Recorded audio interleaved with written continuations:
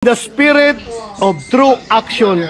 Therefore, allow me to end by moving. I respectfully move that in view of its constitutional infirmities and questions on the jurisdiction and authority of the 20th Congress, the verified impeachment complaint against Vice President Sara Zimmerman Duterte be dismissed.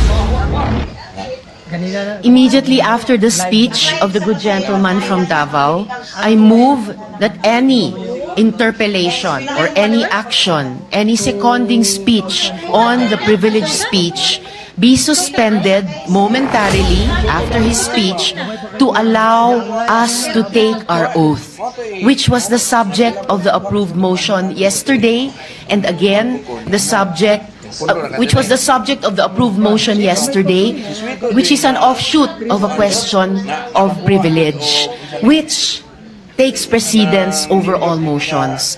So I restate my motion, Mr. President, to momentarily suspend any action, whether interpellation or seconding speech on the privileged speech of the good gentleman from Davao, para sa wakas bigyang daan yung inaprubahan nating motion kahapon na manumpa na po kaming I have the floor, Mr. President. I have the floor, Mr. President, to make way for taking of the oath before the presiding officer.